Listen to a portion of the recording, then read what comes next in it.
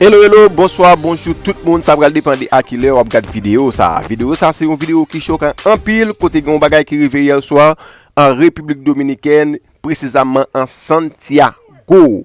Côté un restaurant haïtien qui relève la Romat Créole côté dominicain immigration rentré yal prend haïtien.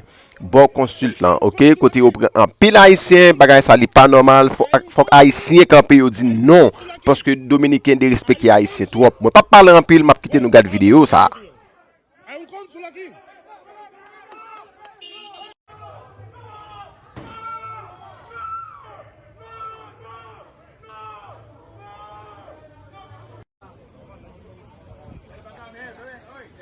Aquí todo el mundo que estaba comiendo me lo sacaron, cuentas sin pagar. Un abuso totalmente. ¿Tú sabes lo que me molesta? ¿Tú sabes lo que me molesta? Aquí tengo 52 familias comiendo de este negocio.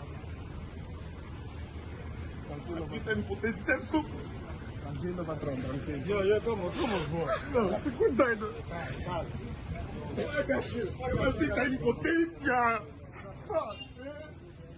Son las 10. 59. No estamos haciendo nada.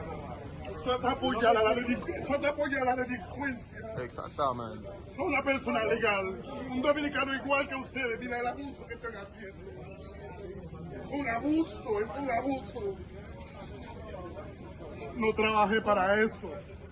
Es un abuso. Es un abuso. Es una humillación. Estamos aquí.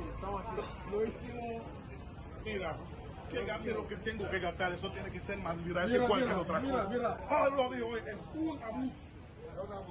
Me da pena. Disculpa con lo de él. Muy bajo, llegamos aquí y así va a pasar. Siempre lo sabía.